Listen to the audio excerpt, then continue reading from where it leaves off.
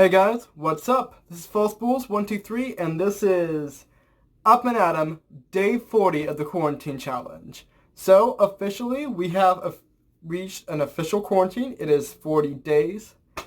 And so that's a cool milestone and we're still going real strong. So yay, you know? Anyway, so I've been having so much fun thinking about, different types of tags. Because there's all sorts of ones on YouTube, right? You have vlogging tags, you got book tags. Those are the only two types of tags I know, but I've watched a fuck ton of them, and I love the style of video. They're really fun. And it's like, hey, let's be honest, they be them cash cows. We gonna get that coin, yo. And so, it's it's a fun thing for people to do. It helps build community. And so yeah, it's a fun idea, which is probably already super played out, but hey, when have I ever been original? You know. So I've been writing. I've been trying to write more tags, kind of make new different styles of videos. And so today I actually made a brand new book tag. Isn't that fun? So if you're like a booktuber or you read books or you have some weird thing with tags, you came to the right channel, hun. You get it. You get it good. And so pretty much I came up with, 11 funsy little questions that you answer, and that's what a tag is, right? Yeah. So it's called the I'm bored book tag. And basically, the point of the book tag is to answer questions about books that you found were a little bit dull. It's you don't have to be nice about it, sweetie. You just roast them books that you were nah, fam, pass. And that's how it is. So each of the questions are trying to, basically mention a different, sort of book that you enjoy. Well, not that you enjoyed, rather, usually. Well, it tries to, cover a different sort of spectrum of being bored by books. Because sometimes books can be really captivating, and other times they bore you to tears. And that's true. I think that there are, not every book I read is fantastic, and we should be honest about that. So, first up is, just small disclaimer. I do not own a majority of the books I have listed here, for what I would feel obvious reasons. If I didn't enjoy the story, why would I buy it or keep it when I have limited shelf space? You know how it is. Anyway, question number 1. Name a book which has decent world building and pacing, but boring or flat characters. So, just as it says on the tin, you liked the story, it was fun, the characters sucked. And that is what you need to name a book for. My pick, which if you, I guess, have been the 5 books I've listed on Goodreads, no, it's Divergent. Divergent by Veronica Roth. I could not stand that book.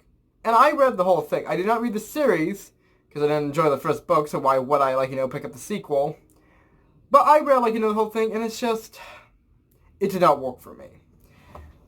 And I guess I really shouldn't blame Veronica Roth for having really uninteresting and flat characters, when the entire premise of the world is that everyone gets reduced to one-dimensional stereotypes. So it's yeah, I get it. But at the same time, the main character, whose name I don't even remember anymore, I'm sorry, is literally what's minor spoilers, she's Divergent. She literally switches, she can be more than one personality trait, which is her super magical girl power. That is literally the premise of the dystopian novel, is that she's special because her, isekai magic ability is that she doesn't have to be a one-dimensional stand-in. But it just doesn't work.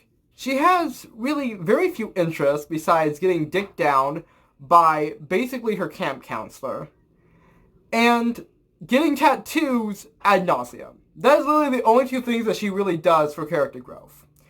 Many of the feelings and emotions she has in that book are, and I do apologize for anybody, and I'm not trying to, trivialize mental illness or anything, but colloquially, very bipolar. She will literally change her opinions and feelings about a matter back and forth over and over again. For instance, near the beginning of the book, she's like, wow, I'm in this new place and I'm never going to see my family again, and this is a big life change for me.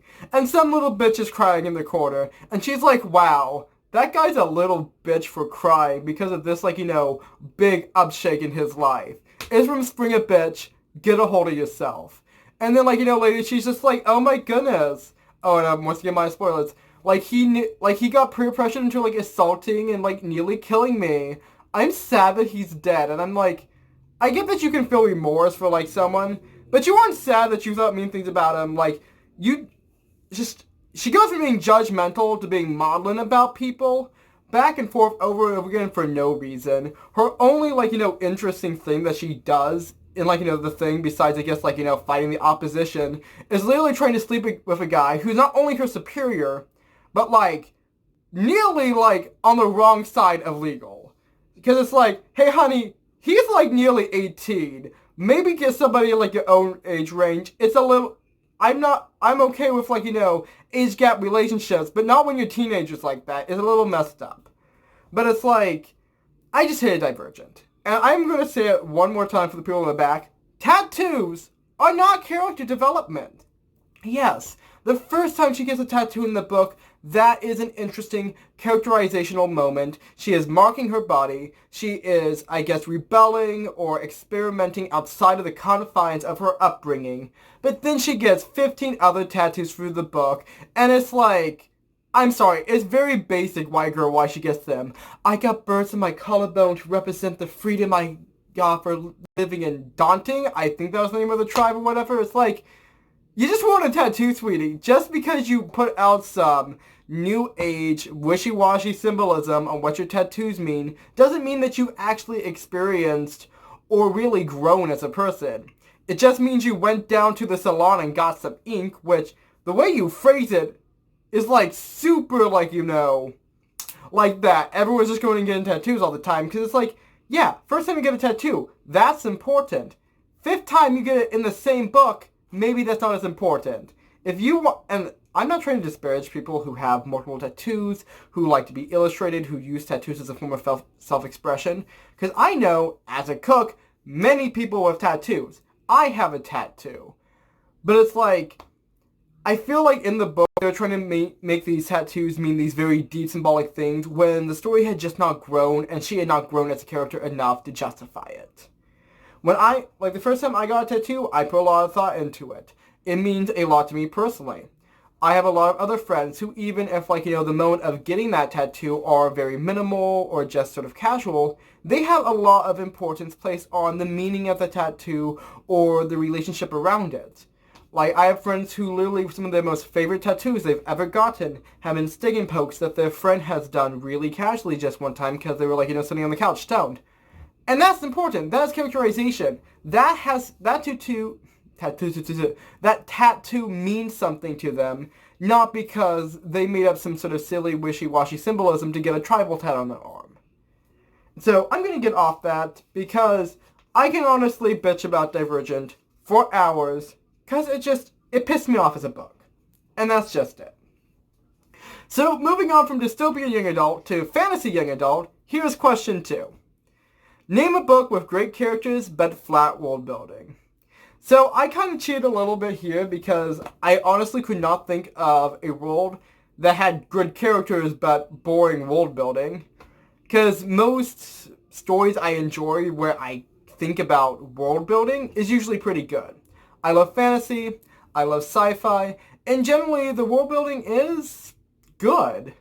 And even if it's like very pulpy, fantasy, paperbacks or anything like that, it's still enjoyable. And so it was really hard to think about a world where the world building itself bored me. So I pretty much just put in one of my least favorite books of all time, which I put off reading forever because I got it as a kid and I'm like, wow, this looks boring. So I put it down and then I read it and it was even more boring. And I'm just like, wow. I feel bad that I was right about this, because, like, I never want to be, like, right about my judgmental attitude towards things. Who does? Pessimism sucks. But that was called The Rangers Apprentice by John, can't read my handwriting, Flanagan. Hopefully that's your name, honey.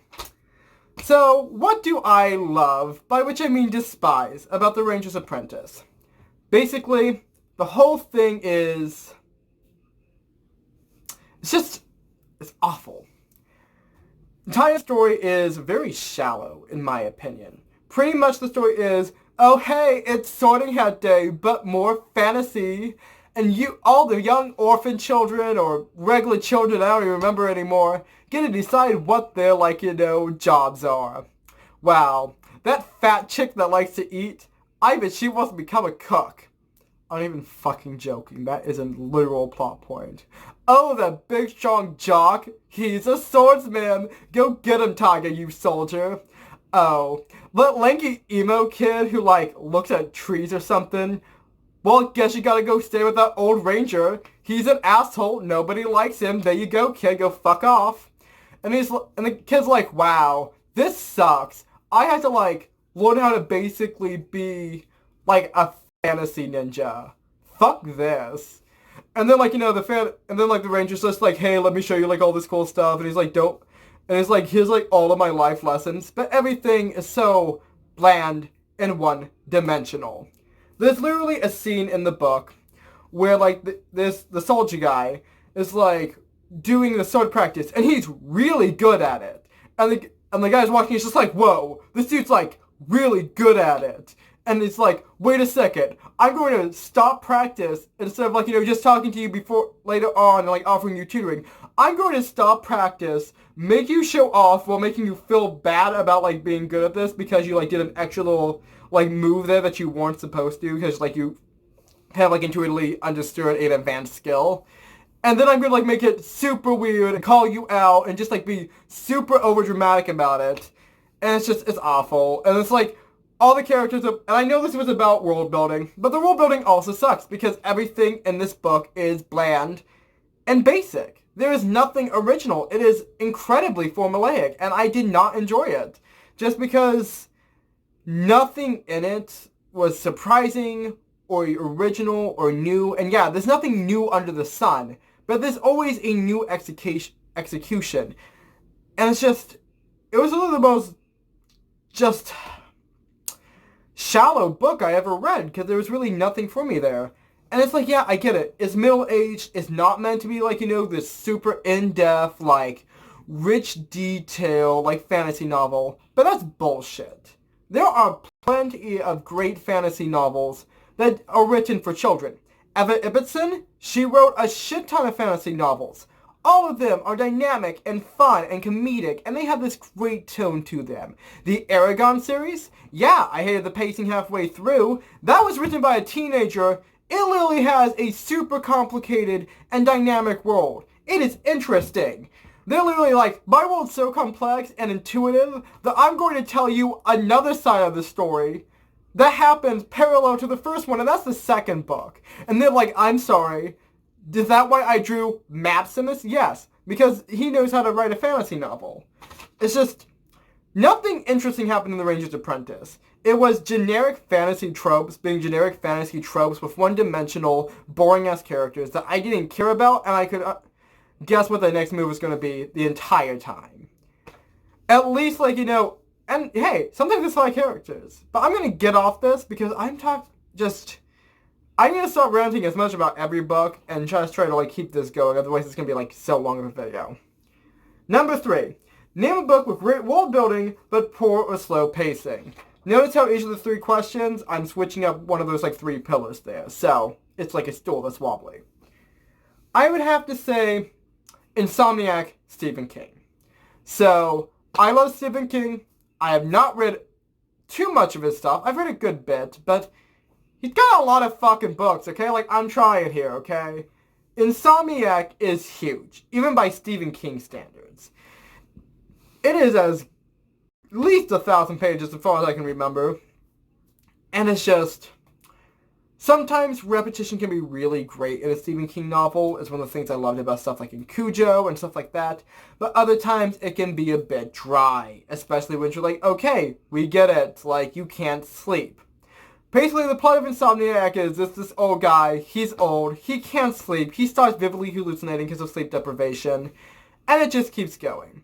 Eventually, about a good 300 pages into the book, finally something like magical realism, supernatural, creepy happens. And you're like, fucking finally.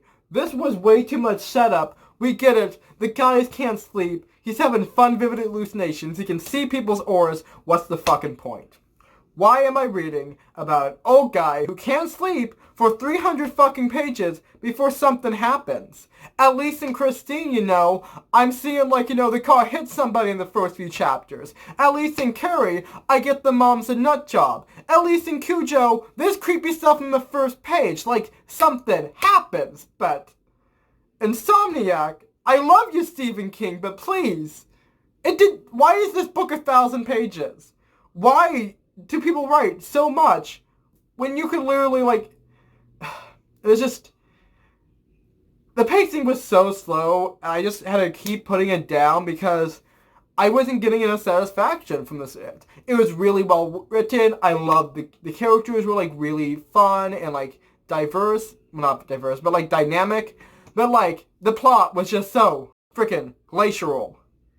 And I couldn't. And so, let's move on to question number 4. Name a boring love interest. Ooh, are you ready for some tea? Because apparently everything else I've been sipping was just some watered down lemonade. PETA. Hunger Games. Go fuck yourself. Why do I dislike PETA from Hunger Games? Well, let me tell you. Honestly, what can you tell me about PETA's characterization? Read the first book, you get some gist. Okay, he's a baker's son. His mom's kind of a dick. She needs to lay off the sauce. His father's unattentive. Cool. Well, first of all, Mary Sue, having a bad home life does not mean characterization. That's backstory. There's a difference. Everyone has backstory. Characterization is your personality and how you interact with people and how you make decisions and what your values and morals are. These are things. Okay, let's move on. He's really good at cake decorating. That's not a characterization either. I'm literally trying to think about anything that I can honestly think about either him and Katniss's relationship or really anything at all. And I can't. Because PETA, at least I didn't read the end of the series, so hey, maybe he gets a bit of a glow up and he becomes this great character that I will love and die for in the shipping wars. But honestly, fuck no. PETA is a white-ass soy boy who literally has no interesting character development in the first 2 books that I at least saw, And I hate disclaiming that, but hey, literally in the first book, the 2 things he does is be a shady bitch and bake cakes. And it's wow. Literally, Katniss is dynamic. She has conflict over, who she wants to, put mouth to mouth to. She has, political strife and fighting for her life. PETA, he's oh, hey, I'm going to go hang out with the jocks so they don't kill me. And then I'm going to lay in, a cave for the rest of the book. Be a fucking simp for that clout. And I don't like that. It's and no, I'm not going to continuously compare him to Gale in the story, who, I'm going to compare him. What do we know about Gale? Yeah, he has an interesting relationship with Katniss that has history and dynamics, and you can tell that there are emotions that happen between him besides them just meeting each other one time and someone being nice to you. Which, let's be honest, honey, someone being nice to you is not a good basis for a relationship. Let's get that out of the way.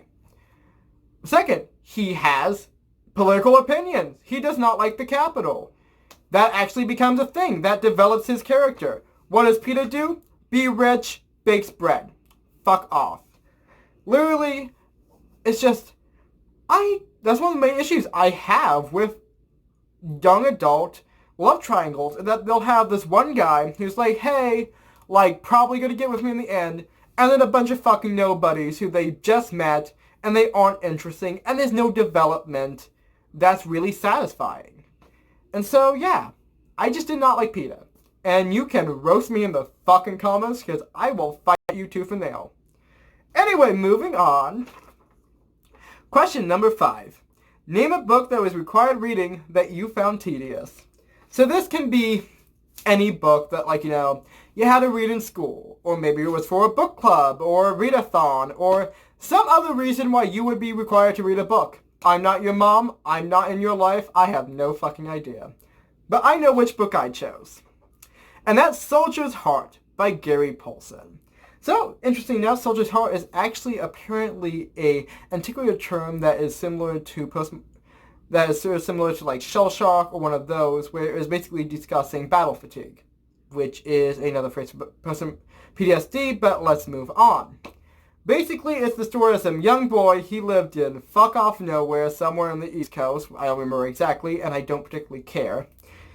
And he basically gets drafted into the Civil War. I like Gary Paulson. He wrote some good shit. Hatchet? Hell yes. Awesome. Lovely book. Survival, stories. Kids. That is some good young adult literature. Soldier's Heart? Boring as fuck. And don't get me wrong. I have nothing against war fiction. Things They Carried. Really awesome book. Really, such a good book. Bridge Over the River Cry. Great characterization, interesting stories. I love the book I have. It's somewhere on my shelf. I don't even know where.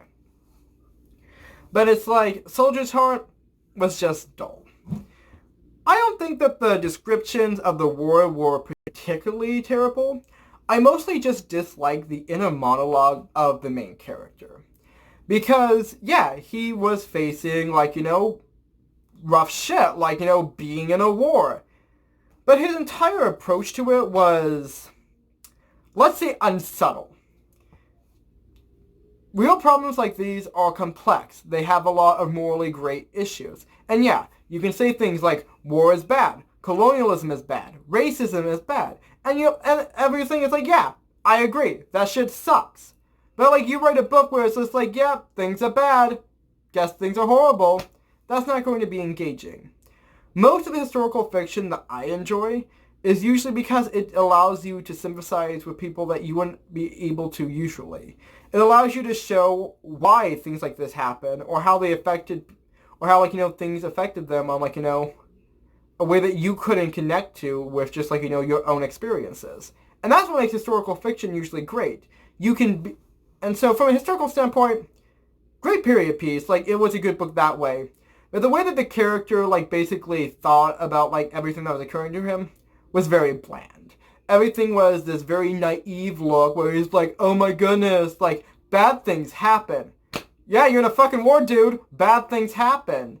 You want to give me something a little bit more tasty than just, oh, the horror, the shock, and awe.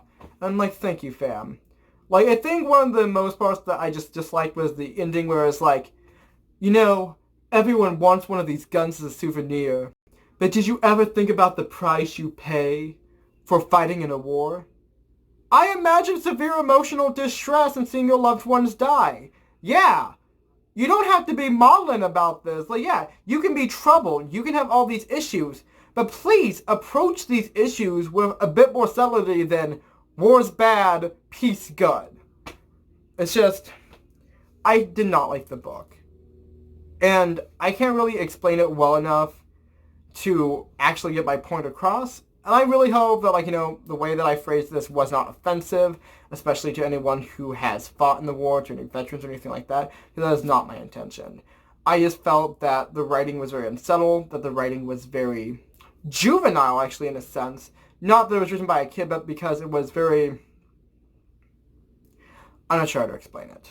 And yes, you can obviously criticize if the person in the book was a kid, but that doesn't necessarily mean that kids can't have complex or in-depth understanding or conceptual thinking about things like death and violence and war.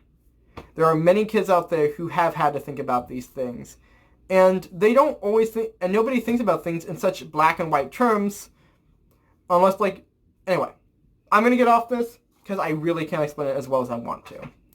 Question number 6. Name a book that looked interesting, but turned out to be dull. This one's probably one of your easy ones. It's wow, this looks really good. Nope, it fucking sucked. Hey, it happens to all of us. I'm probably going to list my only DTF books that I've done this year. And I feel like shit because, I'm bashing a book that I didn't even finish. But we all kind of feel like this is kind of one of those ranting tags. So, oopsie fucking daisy, roast me in the comments. I'm not even fucking kidding. So, that would be The Woman in Cabin 10 by... I forgot to write down her name. Sorry, madame, I will put that in the editing. So, Woman in Cabin 10 was basically this plot line where it was pretty much this one episode. It basically read like one of these episodes of Perry Mason where this guy falls overboard, but did he, and there's a lot of unreliable narrator, implied, and they're trying to basically find out, did this guy die on this cruise ship that was, supposedly the guy was never there. So, I would not say the most original, plot, since, once again, I immediately thought of the episode of Perry Mason where that exact thing happened, except it was a dude instead of a chick detective, and that is, gender bending is always fun. I love female detectives, though one might... But let's move on. I was actually listening to the audiobook, which... The writing was not terrible, but mostly it's just... I feel mostly the pacing was the issue. Because I was a good 3 or 4 chapters in, and in the end of the 4th chapter, she just mentions this cruise ship. I assumed, yeah, you'll have maybe a chapter or 2 where she's getting ready, where she's going to get on the cruise ship, where she maybe, talks about, stuff a little bit. But pretty much, yeah, hardly anything happens, and I'm thinking, okay, if you have a thriller... If you have a murder mystery, the person needs to die pretty early into the mystery. Lillian Jackson Brown, most people die within, first 10 chapters. Yeah, you have a couple to set up, but you at least meet the person that's going to die, usually. And so it's usually there's a little bit of, juice to it. Once you set up the cast, dead people. 4 or 5 chapters in, all I've met is people that I'm not even going to probably see, given the premise of the plot.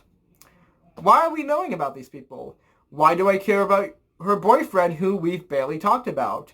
Why did we spend so much time on this? Oh, sorry. Beginning of the story actually doesn't deal with a cruise or a murder. It deals with a break-in where she gets burglarized. And they spend a good portion of the first 2 chapters discussing this entire process of her, recovering from the burglary. Getting her locks changed, talking to the police, talking to her neighbor about what happened when she got burglarized.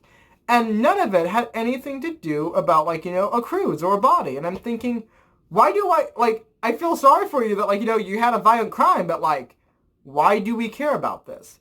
Why are you telling me this information? And also, why did you hit your boyfriend with a lamp? It's just, so much of the story was just very confusing from a plot perspective because I was not listening to the story I was promised. And the story I was given was at times very confusing because I also really didn't understand why a character was doing something or why characters were, responding in certain ways. Like the locksmith, he was a giant dick for no reason. And, maybe I don't understand British people, but, I'm pretty sure British people are not, that big of a dick. No matter where they come from. And I think I actually talked more about that scene particularly in one of my older vlogs, which I don't remember which one, so if you see it, you see it. Gonna move on. Basically, it was a disappointing book for me.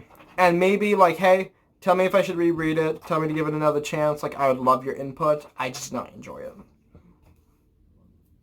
Moving on is the inverse, and that would be name a book that looked interesting, but, oh wait. Sorry. Number 7. Name a book that looked dull but turned out to be interesting. And that would probably be, I mentioned it in one of my earlier vlogs this week, For God, Country, and Coca-Cola, The Unauthorized History of the Great American Soft Drink and the Company That Makes It, by Mark Pendergrast. Wow, Ryan, you're a fucking nerd. Damn straight I am. Oh, I remember when I mentioned this book. That was on my rap video. Basically, we used to have this in the bathroom when I was a kid, and I'm just like, wow, that looks probably really boring. I'm not much of a history buff, well, at that point. So it's I might as well read it. I'm on the John. And so I pick it up, and I'm like, wow, this voice, author's voice is really interesting. This is actually a really interesting period of American history, and it ties in with a lot of my own interests. Also, the 1930s, everyone was doing, a fuck ton of drugs, and I did not realize that. I say 1920s, I actually mean the 1890s. drugs. Same difference. When are people not doing drugs? Smoke 420-0. Anyway. But, yeah, pretty much I just really found this book interesting. It was, like, historical, but it also had a really great tone, and it explained a lot of historical, like, aspects very well. Also, it's literally a book that's basically like, hey, Coca-Cola, you're lying for your fucking teeth, I'ma, like, rake all this mud. And then they rake all this mud, and, like, it's actually really scandalous, and you're like, wow, this is super interesting, and you'd, like, never... And so it's sort of like, a look at a history, like, American history that you really wouldn't think about. And it gives a lot of context to, like, the scene during this time and all of that. I will say that I am biased since, as a cook, I do have a fascination with food history. I think I would be perfectly fascinating to hear about, like, reason why New Orleans put chicory in their tea, sorry, their coffee, or, like, stuff like that, because, that stuff is fascinating to me. So obviously, a bit of a bias, but I like the book. Moving on, question number 8. Name a book that was ultimately good, but with a very boring segment, which was hard to get through. So I believe we'll call that middle book syndrome, or something like that.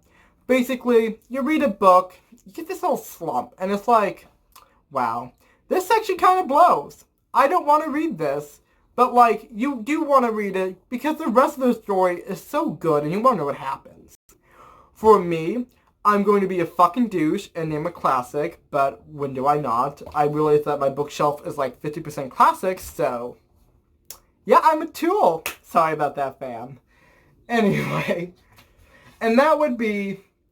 let's see, I wrote it down. There's really no, because I actually could not find it. I swore I had a copy on my bookshelf, but I looked all over and I couldn't find it. And that is The Scarlet Letter by Nathaniel Hawthorne. Took me a second. Sorry, fam. And specifically, Chapter 11, The Interior of the Heart. I read this when, actually interesting enough, I read this book twice during my senior year of high school. I read it once as my summer reading requirement, along with Things Fall Apart by Achibi. And I also read it in class. So it was kind of like I had a little bit of leg up on the competition just because I chose like the book we were reading by accident. Yeah, I actually really loved AP Lit, but we'll get on from there. Pretty much, do you want to know what the entire point of that chapter is? It's basically doing a little cutaway to talk about our lovely character, Dimmesdale. I realize some people might not know what The Scarlet Letter is about and have not watched the Easy A, which you should because it's funny and it's great. But I will tell you shortly.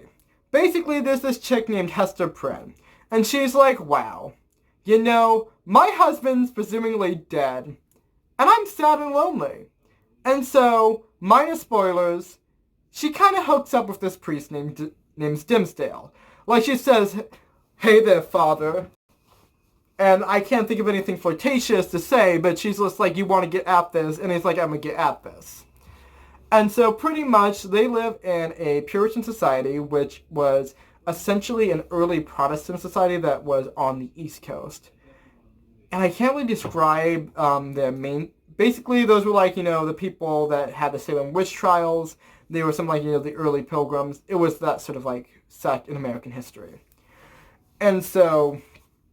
basically, they had, a pretty strict ascetic society, which, I do want to make a small point.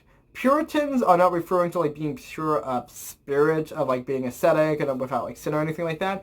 Puritans are actually referencing being pure of Catholic influence. So pretty much they're just, super Protestant because they hate the Catholics. Or they just hate the Catholic religion, or the Catholic regime that, oppressed the sect of Christianity. Whatever you want to phrase it as. So pretty much, she had, a secret baby daddy who's a man of the cloth, and she pops out a baby, and everyone's just like, ha, ho, and she gets ostracized in the community. But she's a really nice person, even though, everyone despises her because, she's a single unwed mother in, the 18th century. And so, on one hand, Dimmesdale is just like, hey, keep the fact that I'm your baby daddy a secret because that will ruin me politically because the church has power in this society. Oh, and also her husband comes back and she's like, wow, Wallace presumably dead. You went and bit a little slut about it. Okay. And he's basically just a giant dick. Also, like, she has a kid who's a bit really ephemeral. Like, she has this, like, whole sort of, like, fae vibe to her that I really can't explain well. And her name's Pearl. But basically, now that we have condensed and horribly butchered the work of Nathaniel Hawthorne, the very racist man of the 18th century, we will get on to why I hate Chapter 11. Interior of the Heart, that's the name of the chapter, is pretty much I'm guessing 20-page chapter, I can't remember how long it was exactly, that pretty much can be summed up in one sentence. Stim Stills feels guilty for being a whore, and so he says he's a piece of shit to his congregation, but the congregation is like, wow, you're so humble, tell us more. And that's pretty much it. The guy is like, wow, hey guys, I'm a piece of shit. And they're like, wow, oh woo, you're so humble for Jesus. Lambaste your sins, baby. And then they think he's like, being like a priest and being like, humble about it. But like, no, he's really a piece of shit. And it's just, there didn't need to be a whole chapter that was so repetitive, that was so boring. It's like, it literally took me over a week to read that one chapter. When I was bidding for the book otherwise. 1 week on that chapter by itself, just because I had to keep putting it down and picking it up and putting it down and picking it up and rereading the same paragraph because it just went out of my head because it's so fucking boring. And so tell me a book about like that, okay? Next up, okay, where was I? Yes. Chapter 9. Name a dull book by an otherwise interesting author. Now, for this one, I will go to my extensive library, by which I mean the few books I have on my shelf, and pick Michael Crichton. I love Michael Crichton's work. Probably pronounced his name wrong, but whenever ever been good. I think he has like a lot of stories that I thought were fantastic. Honestly, like some of his more like popular stuff, I wasn't the biggest fan of, but I really love some of his books like Spear, Timeline, and Airframe, some of my favorites. I actually have 2 of his books listed on here just because some of his books are really engaging, some of his books were kind of dull for me. And that's just like, my personal opinion. For me, his most boring book that I've read of his is Rising Sun, which incidentally is also the biggest one of his I own.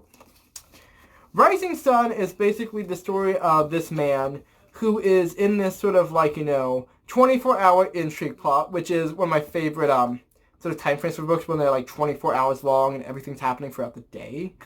Just good stuff. But basically it's like an intrigue plot that has to do with like globalization and I guess like, Asian markets and all this other stuff. And I'll just read you the blurb from it. On the 45th floor of the Nakamoto Tower in downtown LA, the new American headquarters of the immense Japanese conglomerate, a grand opening celebration is in full swing. On the 46th floor, in an empty conference room, the dead body of a beautiful young woman is discovered. The investigation begins and immediately becomes a headlong chase through a twisting maze of industrial intrigue, a no-holds-barred conflict in which control of vital American technology is the fiercely coveted prize. And the Japanese saying, business is war, takes on a terrifying reality. Fast, furious, riveting. Rising Sun delivers a unique Crichton mix, breathtaking suspense and cutting-edge technology at its most explosive. So, one thing I do want to disclaim is that I did not dislike this book because it was not science fiction. Michael Crichton has written several non-science fiction books which I have loved, such as Airframe, which are very realistic and just have a different focus. I mostly the intrigue was not that interesting to me. I didn't really care about the main character, and it just did not hold the same level of interesting, I guess, depth to me as his other books have.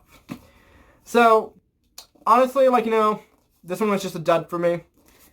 All his other books I love. And I feel that this question you'll probably have a similar response. It's like, hey, this one doesn't work out for me, but I love their other stuff. And yeah, but I like to have some variety. That not every book that I read is because it was terrible.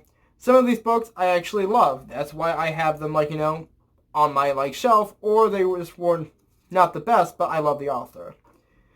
So, last 2 questions. Name a book that you found boring, but loved the movie.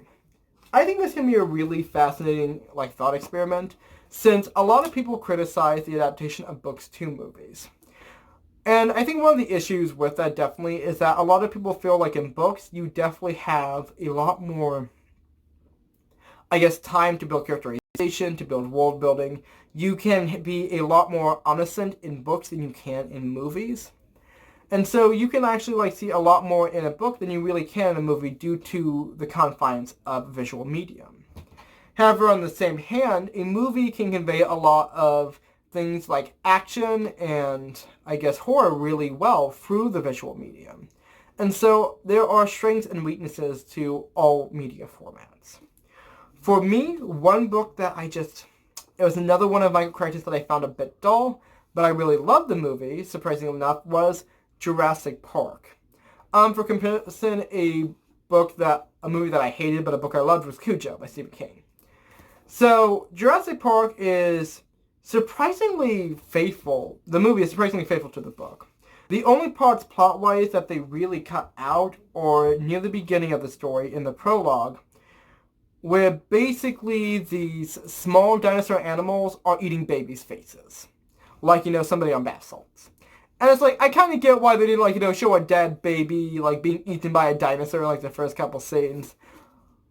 But it was, it was a really impactful, fun moment in the book. The rest of the book is pretty much just like the movie. They have a lot, so they use a lot more, diagrams, which is kind of a staple for Michael Crichton. He loves to add in, little, pieces like that. And another interesting thing was that he used a fractal as a sort of image in between each of the chapters. If you don't know much about the books, well, not, I guess, parts of the book, not chapters, is that one of the people that came to the island was this mathematician by Malcolm something. I don't remember his name exactly, but doobly-doo, yeah. And basically, he was a chaos theorist, which is a form of mathematics which basically uses randomness as part of its mathematical structure. And so fractals tie into that, so does the butterfly effect, things like that. And so Mike Crichton uses chaos theory a lot in the as a sort of motif in the book as well. So the book it wasn't as fascinating to me as I hoped it would be. And I actually just really loved the movie more. First of all, because it was very, very, give me a second. The book was very faithful to the plot, so it, was very, pretty much everything was the same, except for, a few things that were different. I believe the movie added a species of dinosaurs, but plot was about 90% the same. And I feel in the movie, the action was a lot better conveyed for me. I just did not... It was not my favorite book, And it is what it is. So, moving on. Question 11. Name a book that had a slow pace, but that you ultimately enjoyed. So, this is my second classic that I'm going to mention. And I realize this is probably not going to be the coolest look to it, mostly because this is poorly handbound by me, but Tess of the Durbervilles, which is the only copy of this I have. And I'm going to see if... Yes. Okay, so you can actually see that, this isn't just a blank book. Tess of the Durbervilles was written by Thomas Hardy, who apparently, kind of, had a hard on, Steinbeck? Yeah, Steinbeck does, for just fucking his characters over. You know how, in every Steinbeck book, his characters are wow, I found the American dream, I can finally be happy. And they're just haha, bitch, you thought? Yeah, that's pretty much what happens in this book, too. So, pretty much, it follows the story of Tess of the Durbervilles, which, hey, person with a character's name, that's always fun. Everyone loves subtitled books. And she's wow, I'm just this working girl. I work in the village. I do things. And my family's they're not super poor. They're well enough off as you can be in this time period. And I'm just going to live my best life. And then basically fate comes along and it's just hey, do you mind if I just shit all over you? And she's well, I guess this is my plot in life. And so bad shit happens to her. She basically gets to be employed by her distant cousin who is super rich. and they think that they're faintly related. You actually find out in a twist of dramatic irony that the fact that she's a Durberville, which is like this prominent family, like old money, is actually a false genealogy. That some guy just changed his name to that like way back when, and so her entire thought that like, she had this sort of like, rich family blood was completely fake, and that she was in no way related to him. Which makes the next part of the story a bit better. And that is that she is just, can't really come out and say it, Tess is sexually assaulted by who she believes to be her cousin. And it's fucking horrible.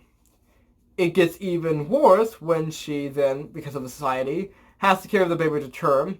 It dies when it's very young, and she's not allowed to bury it because it has not been baptized, because it's an incest rape baby. And so she gets to bury it in secret in the church graveyard by herself. And I would like to mention that she is maybe a older teenager at this point, like 17, when this happens. Pretty much, just shit happens in her life, and it's really sad. But Tess is like a very fascinating character, and she's a very strong person. And so, like, she takes all of this, like, on the shoulders. And so on one hand, like, it's really sad that she has, like, this really horrible life, and the pacing can be very slow in it. But ultimately, like, it was an interesting book. It was also a really depressing book. Like, I really, like, feel so sad when, like, I'm reading a book, and the characters have a shitty life. Like, Of Mice and Men, that made me sad. The Pearl, like, Steinbeck, why do you hate people having the American dream? I get it, that's the point, but it's depressing, okay? Like, and so Tess of the Durbervilles was kind of like that, too, at the same time. It's a sad book, but it read really well, even though the pacing was slow. So, pretty much, guys, that was my, oh my goodness, I'm so good, book tag. So, I hope you enjoyed it. Pretty much, like, just, if you enjoy, like, me doing this book tag, and you thought it was a fun idea, go ahead, get tagged, nothing you can do about it, suck a lemon. But, like, and if you don't have a booktube, if you don't have a YouTube channel at all, hey, I would love to hear for you to, like, put your comments down below. I'll put these questions in the description as well. And, yeah, just remember to, like, say, hey, I'm the original tagger, and I would love to, like, see somebody else's, like, take on this. I've had a really fun time making, like, all of these different tags. And so, it's something I'm going to be doing in the future. I think making tags is really fun. And even if they're not, like, the best, hey, making content is hard. So, I think it's always fun to try and experiment with what you make. I hope you guys had a lot of fun. I'm really enjoying making these book videos in general. I haven't really had a chance to read much in my recent life.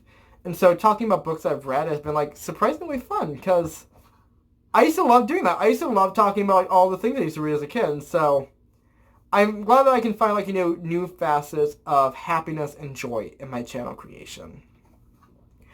Anyway, guys, just remember, there's lots of ways you can help me grow my channel.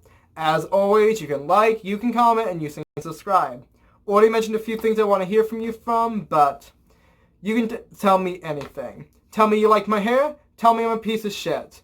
Tell me the exact date of my death. I don't know. You might. Who knows? So, like, feel free to comment. And, of course, just remember, you can subscribe.